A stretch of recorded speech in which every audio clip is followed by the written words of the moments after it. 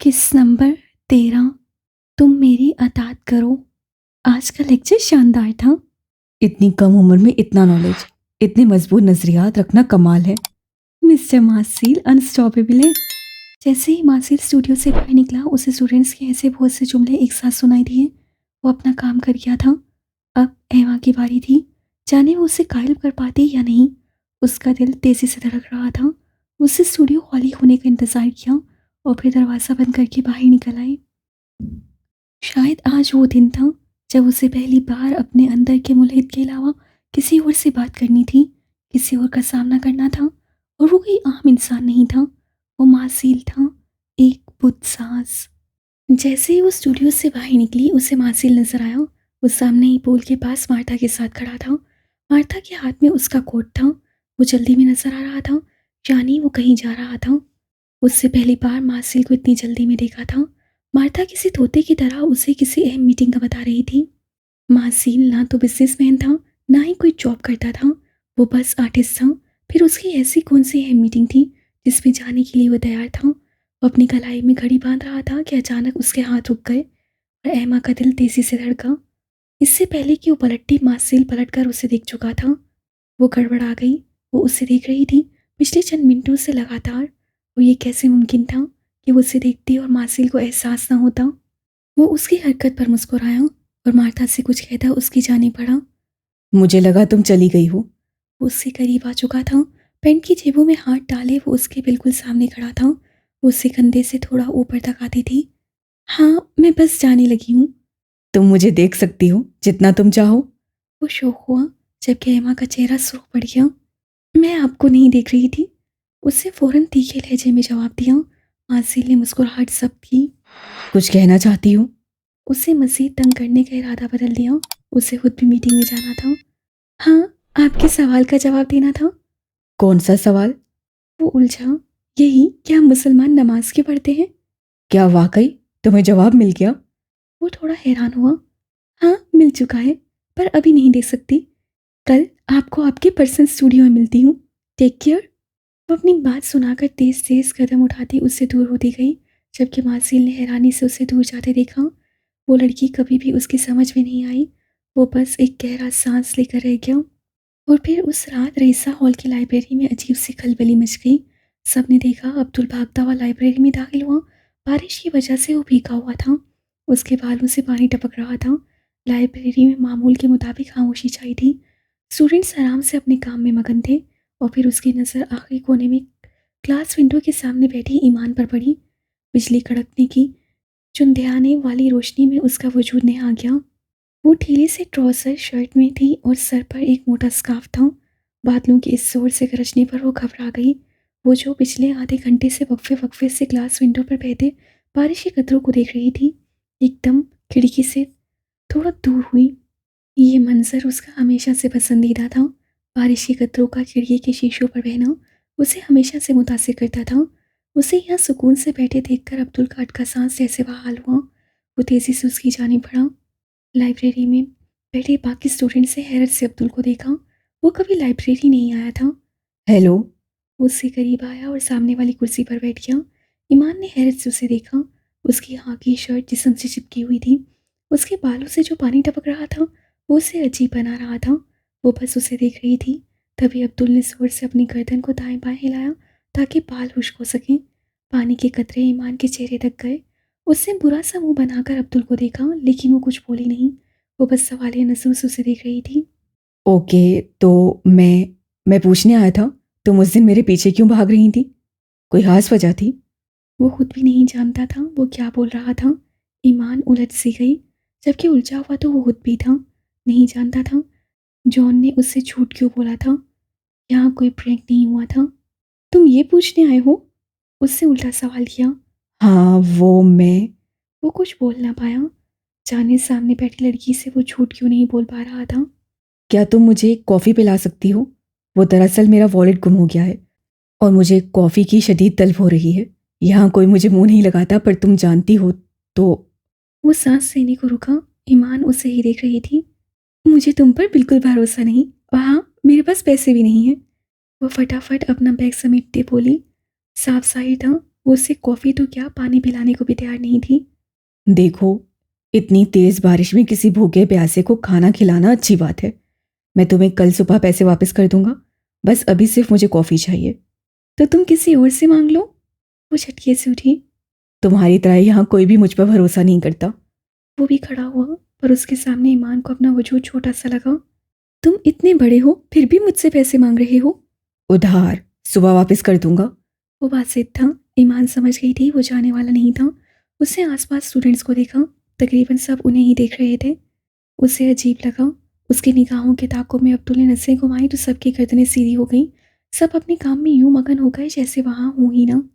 ठीक है। वो बैग कंधे पर लटकाती आगे बढ़ी। अब्दुल ने सुकून का सांस लिया। ईमान नहीं जानती थी। वो बस उसे अपने दोस्तों की शरारत से बचाना चाहता था। और अब्दुल नहीं जानता था वो ऐसा क्यों कर रहा था। वो उसे बस अपनी सी लगती थी। वो दोनों आगे पीछे लाइब्रेरी से बाहर निकल गए। अब्दुल के बाहर निकलते ही लाइब्रेरी में अजीब सा शोर मच गया। ओह माय गॉड, तुमने देखा? क्या वो अब्दुल ही था? अब्दुल अब्दुल यहाँ आया था। वो उस लड़की से क्या बात कर रहा था। वो मनहूस बहुत अच्छा लग रहा था। और तभी अब्दुल ने दरवाजे के बाहर से पीछे की जानिब झुककर लाइब्रेरी में झांका। उसका चेहरा नजर आया और फिर से खामोशी छा गई।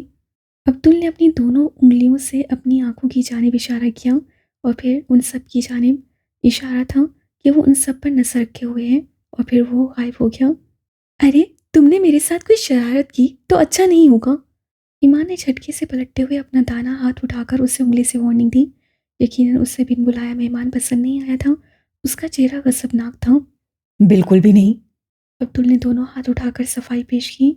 और फिर वो खुद भी नहीं जानता था। राहदारी में ईमान के पीछे चलते हुए उसके लबों पर हल्की सी मुस्कान थी। कुछ लोग एक मोहब्बत की तलाश में अपने से जुड़ी सारी मोहब्बतें गंवा देते हैं। वो भी किसी ऐसी ही मोहब्बत की तलाश में था। आज शाम में सईद जबील को किसी ने खबर दी थी। और सईद जबील का इस वक्त खून खोल रहा था। इस तूफानी शाम में सईद जबील अपनी स्याह शीशों वाली बड़ी सी गाड़ी में ड्राइवर के साथ बैठे उसे ढूंढ रहे थे। और इस वक्त उनकी गाड़ी बदनाम समाना मोहल्ले की एक तंग सी गली में दाखिल हुई। मध्यम सुर्ख रोशनी यहाँ का हादसा थी। उनकी गाड़ी आहिस्ता आहिस्ता रिंग रही थी। सईद जबील के साथ उनका ड्राइवर भी गली के नुकड़ों में बैठे नशेइयों में से किसी को तलाश कर रहा था। सईद जबील जो आज तक यहाँ नहीं आए थे, उन्हें आज पड़ा था आना। किसी पुलिस वाले ने उन्हें खबर दी थी कि उनका वारस यहाँ नशा करता देखा गया था। यहाँ की तंग गलियों में कहीं पायल तो कहीं ढोल की थाप सुनाई दे रही थी। कहीं पर तेज म्यूजिक था। सईद जबील का दिल धक धक कर रहा था। वो नहीं जानते थे आखिर उन्हें ही क्यों ऐसी आजमाइशों में डाला गया था। आखिर क्यों। सईद जबील ने अब गाड़ी के शीशे नीचे कर लिए थे। जहाँ जहाँ से उनकी गाड़ी गुजर रही थी लोग रुख मोड़ कर देख रहे थे। सबकी आंखों में सताइश थी। जाने ये गाड़ी किस कोठे के सामने रुकने वाली थी और आज किसकी महफिल सजने वाली थी। और फिर कुछ देर बाद वो उन्हें नजर आ गया। फटे पुराने कपड़ों में मलबूस दो नशेइयों के साथ बैठा वो लड़का अपने कीमती कपड़ों से ही पहचाना गया था। ड्राइवर ने देखते ही गाड़ी रोक ली थी। वो हाथ में सिगरेट पकड़े नशे की हालत में कश लगाने की कोशिश कर रहा था। वो ज़मीन पर ऐसे बैठा था जैसे यही उसका मस्कन हो। उसके चेहरे पर अजीब सी खुशी और सुकून था। वो अब आंखें बंद किए होले होले झूमने लगा था। अचानक पास बैठे एक नशेई ने उसका हाथ थामा और उसकी कलाई पर बंधी कीमती घड़ी देखने लगा। उससे आंखें खोलने की कोशिश की। तुम्हें ये चाहिए? और फिर उससे अपनी कलाई से घड़ी उतारने की कोशिश की। लेकिन नशे में इस कदर धुत था कि उससे वो घड़ी न उतारी गई। बारिश अब हल्की हो चुकी थी। लेकिन ठंडी तेज हवा के बायस वो दुबला पतला लड़का अब ठंड से कांपने लगा था। तभी झटके से गाड़ी का दरवाज़ा खोलकर सईद जबील बाहर निकले। उसके साथ ही ड्राइवर ने बाहर निकलते ज़्यादा सईद जबील पर किया ताकि वो बारिश से बच सकें।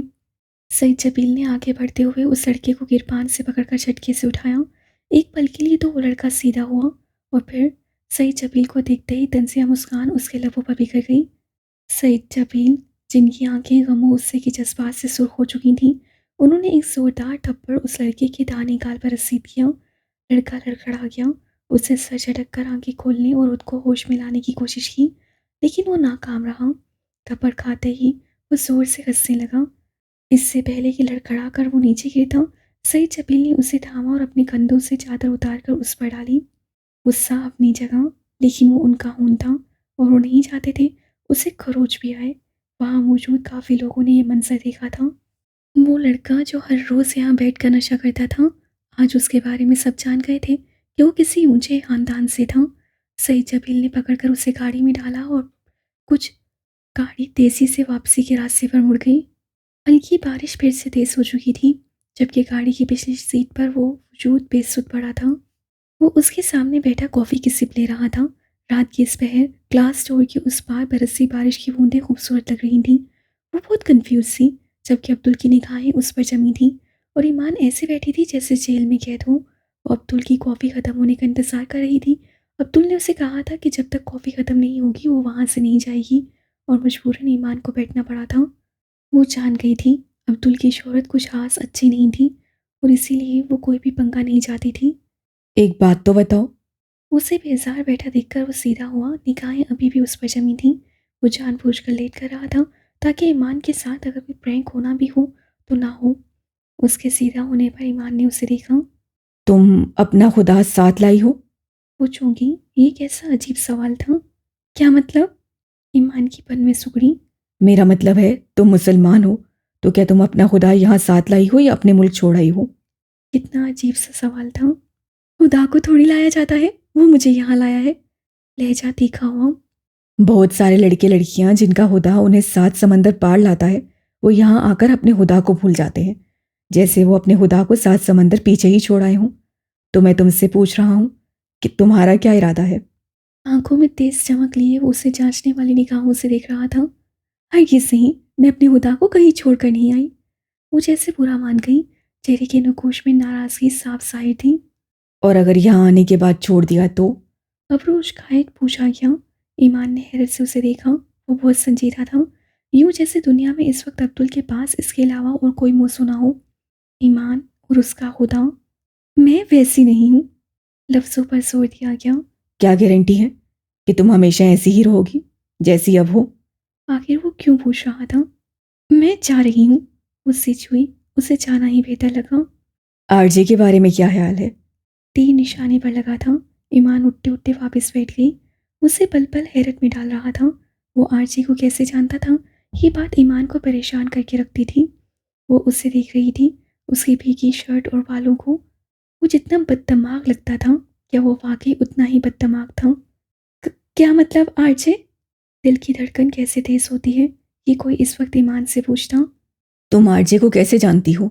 उल्टा सवाल आया। तुम आरजे से मिले हो? आंखों में बेचैनी सी उभरी। उसकी बात पर अब्दुल का कहका उभरा। वो पीछे होकर कुर्सी से टेक लगाकर बैठ गया। बारिश अब हल्की हो गई थी। ईमान के लिए इस वक्त अब्दुल से बड़ा मौमा कोई नहीं था, जबकि रेसा हॉल के सभी स्टूडेंट्स इस बात पर हैरान थे कि अब्दुल इतने सुकून से बैठा था, वो भी एक लड़की के साथ। कितनी देर वो हंसता रहा। उसकी आंखों में उमड़ आने वाली नमी को ईमान ने वाज़ेह तौर पर देखा था। वो उसे हंसते हुए दिखती रही। उसकी हंसी उसकी आंखों का साथ नहीं दे रही थी। फिर वो एकदम उठ खड़ा हुआ। अगर तुम अपना खुदा साथ लाई हो तो उसे यहाँ आकर हरगिज ना छोड़ना। उससे झुकते हुए होले से ईमान के सर को अपने हाथ से छुआ। उसका अंदाज संजीदा था, इतना संजीदा कि ईमान को अपनी रीढ़ की हड्डी में सनसनाहट सी महसूस हुई। दिल की धड़कन मजीद तेज हुई। फिर वो वापस पलटा और कदम बढ़ाता दूर होता गया। वो अब सीटी बजा रहा था। बाहर ठंड थी। उसकी शर्ट जो जिस्म से चिपकी थी वो अब तक खुश्क नहीं हुई थी। काउंटर के करीब उसे एक स्टूडेंट हुडी पहने नजर आया। अब्दुल ने आगे बढ़कर एक जोरदार थप्पड़ लड़की की गर्दन पर मारा, जो भी फर्स्ट ईयर का स्टूडेंट था। ये नील था, जिसका ताल्लुक इंडिया से था। नील इस अचानक अवतार पर घबरा गया। अपने पीछे खड़े अब्दुल को देखकर उसका सांस अटका। उसने हाथ उठाए। अब्दुल ने सीटी बजाते हुए उसे आंखों से हुडी उतारने का इशारा किया। नील कद में अब्दुल जितना ही लंबा था। उसने हाथ अपनी गर्दन पर रखा हुआ था, जहाँ जोरदार थप्पड़ पड़ा था। नील जैसे ही हुडी उतारे, अब्दुल उसे लेकर पहनते हुए वहां से गायब हो गया। उसे पीछे मुड़कर ईमान या नील को देखना जैसे गवारा नहीं किया, जबकि ईमान हैरत ज़दा सी वहीं बैठी रही। वो समझ नहीं पा रही थी अब्दुल कौन था और उसका असल रूप कौन सा था। सब ने देख लिया था लाइब्रेरी में। लाइब्रेरी से यहाँ कैफ़े तक आते, और अब कैफ़े में कि अब्दुल ईमान के साथ था। ये वाज़ेह इशारा था कि ईमान से दूर रहा जाए। ईमान की अगले 2 दिन मासिल से मुलाकात ना हो पाई। तीसरे दिन वो इंस्टीट्यूट आई तो वो पूरा हाल ही था। उसे हैरानी से चारों जानिब देखा। कोर्स के आखिरी दिन थे और कोई भी नहीं आया। ऐसा कैसे हो सकता है? वो भी सोच ही रही थी कि क्या करे, तभी वहाँ मार्ता नुमादार हुई। मिस्टर मार्सिल अपने स्टूडियो में आपका इंतज़ार कर रहे हैं। वो उसे पैगाम देती जा चुकी थी। जाने वो कौन सी मीटिंग में गया था जो तीसरे दिन लौटा था। एमा के ये 2-3 दिन मसरूफ़ गुजरे थे। उसकी यूनिवर्सिटी में फाइनल एग्ज़ाम्स शुरू होने वाले थे और वो उसी लिए अपनी पढ़ाई पर ज़्यादा तवज्जो दे रही थी। उससे गहरा सांस लिया और फिर कदम उठाते स्टूडियो की जानिब बढ़ गई। उसे याद था 3 दिन पहले उसने मार्सिल से कहा था कि वो उसके सवाल का जवाब देने के लिए तैयार है और मार्सिल उसकी बात कैसे भूल सकता था। इसलिए जैसे ही वो स्टूडियो पहुंची, मार्सिल अंदर एक नामुकम्मल से मुजस्मे के पास खड़ा था। उसने दरवाजे पर दस्तक दी। आवाज़ सुनकर वो पलटा। उसकी नज़रें एमा से टकराईं।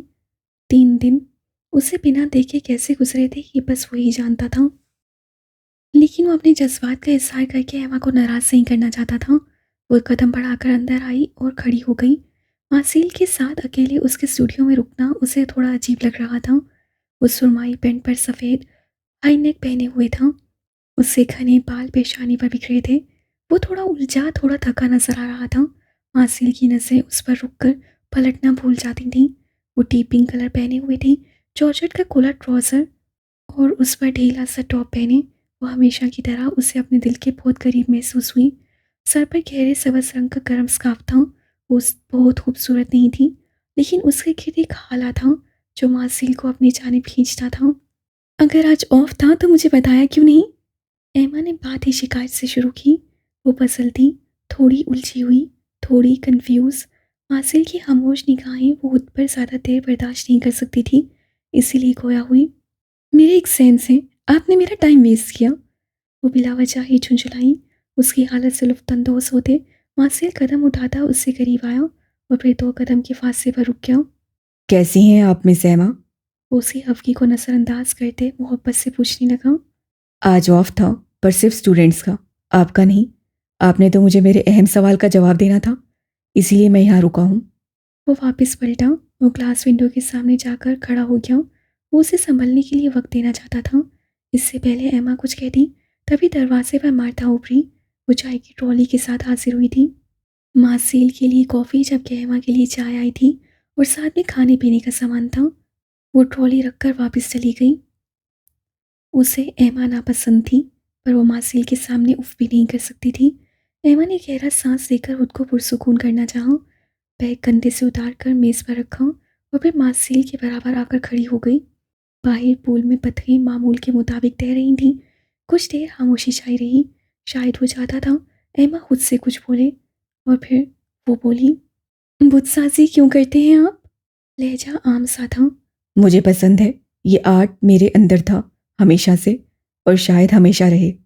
उसने होले से जवाब दिया और वापस पलटकर एक हाथ में चाय जबकि दूसरे में कॉफ़ी का कप उठाया। वो एमा के पास वापस आया और उससे चाय थमाई। एमा कहीं खोई हुई थी। बज़ाहिर उसकी निगाहें पुल में तैरती पत्थरों पर जमी थीं, लेकिन उसका ज़हन कहीं और उलझा हुआ था। लेकिन इंसानों के मुजस्मे ही क्यों? आप कुछ और भी तो बना सकते थे। उससे चाय का खून भरा। निगाहें अब भी बाहर जमी थीं। इंसान से ज़्यादा दिलचस्प और खूबसूरत कुछ नहीं है, इसलिए इंसान हमेशा से मेरी पहली चॉइस रहा है। उनकी गुफ्तगू आम से अंदाज में आगे बढ़ने लगी। मिस्टर मार्सिल, क्या मैं आपके सारे मुजस्मे देख सकती हूँ? वो यकायक उसकी जानिब पलटी। वहाँ बहुत सारे मुजस्मे थे। वो काफ़ी मुजस्मे ढके हुए थे सफ़ेद कपड़े से। स्याह, अधम, सफ़ेद मुजस्मे। स्याही व सफ़ेदी यकायक मिलने लगी थी। क्यों नहीं, ज़रूर। मार्सिल ने कॉफ़ी का कप वापस रखा और आगे बढ़कर स्टूडियो की सारी बत्तियां जला दी। उसके साथ ही वो मुजस्मों से सफ़ेद कपड़ा उतारने लगा। सफ़ेद मुजस्मों की खूबसूरती और कारीगरी देखकर एमा हैरान रह गई। उसका पर्सनल स्टूडियो तो शाहकारों से भरा पड़ा था। वो अपनी चाय का कप वापस रखती आगे बढ़ी। हर मुजस्मे के लिए अलग मेज़ था जिसका मुजस्मा खूबसूरती से सजा था। वो देखती रही और फिर उसकी निगाहें ठहर सी गईं। वो पहले हैरान हुई और फिर साकित रह गई। उसे अपनी पेशानी जलती हुई महसूस हुई। उसके बिल्कुल सामने एक बहुत बड़े मेज़ पर एक बहुत बड़ा, बल्कि सबसे बड़ा मुजस्मा रखा हुआ था। एक आरूस से बच कर रहना और अधिकारूस न बन जाना। टैरो के अल्फाज उसके समात में गूंज कर रह गए। उसके सामने एक आरूस का सफ़ेद मुजस्मा नस्ब था। ये कोई 7 फीट ऊंचा मुजस्मा था। वो सीधा खड़ा होने की कोशिश में था, जबकि उसके दोनों जबकि उसके दोनों दो हैकिल पर पीछे की जानी बांधे गए थे, जिसकी वजह से उसका झुकाव कमर के बल था। उसका चेहरा आसमान की जानिब था। उसके पैरों को जंजीरों में बांधा गया था। दोनों हाथ खुले हुए थे। वो जोर लगाकर अपने पैर आज़ाद करने की कोशिश में था। उसके चेहरे पर अज़ियत वाज़िया थी। वो कितनी ही देर उस मुजस्मे को देखती रही, बिना पलक झपके, बुत बने। ये कारूस है। एक्रिस, तुम्हें पसंद है? वो उसे बताता उससे करीब आकर खड़ा हो गया और फखर से कारूस को देखने लगा। ये आपने बनाया है? वो पूछे बिना नहीं रह पाई और उसकी बात पर मासिल मुस्कुरा दिया। जाहिर सी बात है, मासील, जिसे द बुत साज कहा जाता है, मैं अपने स्टूडियो में किसी और के मुजस्मा क्यों रखूंगा? इकारूस से बचकर रहना, इकारूस से बचकर रहना। टैरो के अल्फाज जोर पकड़ गए, लेकिन वो नज़रअंदाज कर गई। वो घूमकर मुजस्मे का जायजा ले रही थी, जबकि मासिल उसे इकारूस में इतनी दिलचस्पी लेते देखकर थोड़ा हैरान हुआ। जानती हो इसे? हाँ, वो जो अपनी हदों से निकल गया था, फिर चलना और डूबना उसका मुकद्दर ठहरा। एवा ने होली से जवाब दिया। उसका जवाब सुनते ही मासिल का कहका बुलंद हुआ। वो हंसा और वे हंसा चला गया। तो तुम्हें भी बाकी लोगों की तरह लगता है कारूस कसूरवार है? उसे तस्दीक चाहिए। उसका चेहरा सुर्ख पड़ गया था। तुम्हें तो लगेगा ही, तुम तो मजहबी लड़की हो। उसने खुद ही जवाब दिया, तनसिया जवाब। लबों पर ससाइया मुस्कुराहट थी, यूं जैसे वो भूल गया हो कि एमा कौन थी। मेरे ख्याल से अपने बनाए गए दायरे से बाहर निकलने वालों का अंजाम यही होता है, लेकिन मुझे फिर भी अफसोस है। एमा को उसका यूं हंसना अच्छा नहीं लगा था, और फिर हर बार वो उसके मस्बी होने पर चोट करता था। उसकी बात सुनकर फासला मिटाता उसके ऐन करीब आन खड़ा हुआ। एमा पल भर को टटकी। क्या होगा अगर तुम अपनी हदूद से बाहर निकल आओ तो? उसकी आंखों में कुछ था जो एमा झेल ना पाई। उसका दिल टूट कर उभरा। इस ख्याल ने ही उसको झंझोड़ कर रख दिया था। मेरे ख्याल से हम किसी और टॉपिक पर बात करने आए थे। वो उसके पास से निकलती हुई तेजी से चाय की जाने बढ़ी, जो अब ठंडी हो चुकी थी। वो पानी की तरह ठंडी हो चुकी चाय नहीं पी सकती थी, इसीलिए उसने एक पेस्ट्री उठाई। ये सब करने का मकसद मासिल से फासला रखना था। उसके इस हरकत पर मासिल मुस्कुरा दिया। वो जानता था वो उससे दूर रहती थी, दूर रहना चाहती थी, और यही बात मासिल को तकलीफ में डालती थी।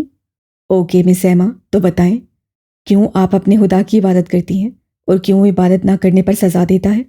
वो एकदम प्रोफेशनल होता तुमसे आप पर आया था। एमा ने पेस्ट्री मुंह में रखते हुए उसके तमाम मुजस्मों को एक नज़र और देखा। मीठे का जायका मुंह में खुलते ही उसे अच्छा महसूस हुआ। तो मिस्टर मासिल, आपने कहा इंसान हमेशा आपकी चॉइस रहा है, इसलिए आप उनके मुजस्मे बनाते हैं। ये सारे मुजस्मे आपके हैं और आप इनके हालिक हैं। वो बोलते हुए अब स्टूडियो में आगे की जानी पड़ी, जहाँ दोनों जानिब लाइन में लकड़ी की मेज़ों पर मुजस्मे सजे थे। मासिल ने उसकी पैरवी की। पता है, जब अल्लाह ने आदम को पैदा किया तो फरिश्तों ने पूछा, आप इंसान को क्यों बना रहे हैं, जबकि इबादत के लिए तो हम हैं। तो अल्लाह ने फरमाया, मैं उसे ज़मीन पर अपना नाइब बनाकर भेजूंगा, और जो तुम नहीं जानते वो मैं जानता हूँ। वो रुकी और पलट कर मासिल को देखा। स्टूडियो की सारी खिड़कियाँ खुली थीं, जिनसे डूबते सूरज की सुर्ख किरणें अंदर आ रही थीं। कुछ देर पहले बादल छाए थे, और अभी जब बादल हटे तो शफ़क़ चारों जानी फैल गई। आपने कहा इंसान आपकी पहली चॉइस है। बिल्कुल, इंसान इस कायनात की पहली चॉइस है। खुदा ने उसे बहुत ही कॉम्प्लेक्स बनाया है। वो पल भर को रुकी। मासिल खामोशी से सीने पर दोनों हाथ बांधे अब एक मुजस्मे से टेक लगाए खड़ा था। वो उसे ऐसे सुन रहा था जैसे दुनिया में उसकी आवाज़ के अलावा और कुछ मैसर ना हो, और होता भी तो मासिल इस वक्त किसी को मैसर ना होता। एक बात बताएं, अगर आपको इख्तियार दिया जाए कि आप इन मुजस्मों को जिंदा कर सकें, तो क्या आप उन्हें जिंदा करना चाहेंगे? जीते जागते सांस लेते मुजस्मे। सवाल अजीब था, लेकिन मासिल का जवाब फौरन आया, बिना सोचे समझे। No, never. क्यों? जैसे उसे इसका ख्याल ही बुरा लगा हो। क्यों? उसका क्यों बहुत गहरा था। क्योंकि मैं नहीं चाहता ये जिंदा होकर मेरी तरह सफ़र करें इस जहन्नुम जैसी दुनिया में। एमा ने पहली बार उसके लहजे में कड़वाहट महसूस की। इसके अलावा कोई और वजह? वो उसी की जानिब देख रही थी। नहीं। मासिल ने यकायक जवाब दिया। मिस्टर मासिल, आप इन मुजस्सों के हालिक हैं। आप उन्हें सफ़र नहीं करने देंगे। आपको अपना खुदा पसंद नहीं। आप हरगिज़ वैसे खुदा नहीं बनेंगे। तो फिर आप क्यों नहीं चाहते ये जिंदा हो, ये जिए, ये सांस लें? जाने वो क्या सुनना चाह रही थी। वो पल भर को खामोश हुआ।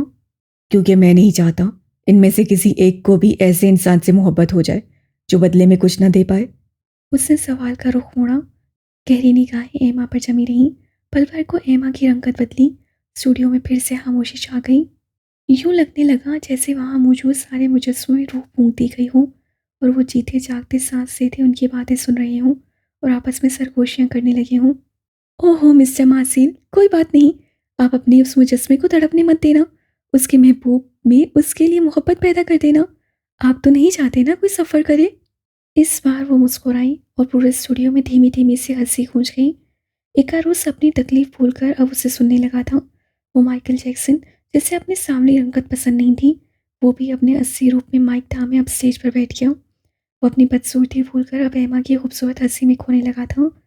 वो दाएं जाने से 7वें नंबर पर रखा जैक स्पैरो भी जैसे होश में आया था। उसने अपने हेड को ऊंचा किया और फन में उठाकर उस अजीब सी लड़की को देखा। बाएं जानिब से पहले नंबर पर मौजूद वो खूबसूरत हसीना थोड़ा चिढ़ गई थी। ये कौन है? वो अब चलते हुए एक मुजस्मे के सामने रुकी। वो एक हैंडसम सा आदमी था। Don't you know him? Marcel हैरान हुआ।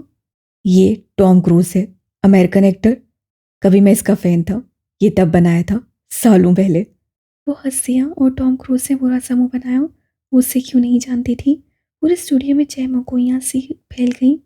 कहाँ थे हम? हाँ, याद आया। मुझे ये बताएं, यहाँ सबसे फेवरेट मुजस्मा कौन सा है आपका? मुझे तो सारे ही पसंद हैं। कोई एक? वो जानने को बेताब थी। कई मुजस्मों पर अब तक कपड़ा ढका हुआ था। यकीनन मार्सिल ने उन्हें भरना बनाया होगा और वो एमा की इतनी तो इज्जत करता था कि उसके सामने उन्हें ढका रहने दे। इकारोस अभी तक तो। उसने जवाब दिया। फर्ज करें आपका टॉम क्रूज आपकी दुनिया में जिंदा हो जाए, ये कारूस भी, वो जैक और माइकल भी, ये हुस्न की देवियाँ, ये सब सब जिंदा हो जाए और आप उन्हें इख्तियार करते हैं कि वो खुशी से रह सकें, तो बदले में आप उनसे क्या चाहेंगे? मैं चाहूँगा उनका जो दिल चाहे वो करें।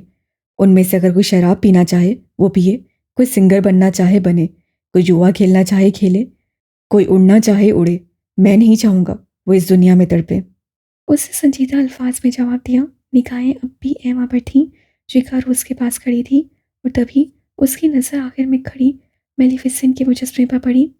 वो तेज़ी से उसकी जानिब बढ़ी। वो जादूगरनी अपने तमाम तंत्र मंत्रों के साथ वहाँ मौजूद थी। क्या तुम्हें किसी ने बताया है तुम कितनी बुरी हो? तुम मेलिफिसेंट चुड़ैल और जादूगरनी जैसी हो, जिससे अपने ही जज्बात को कैद कर रखा है।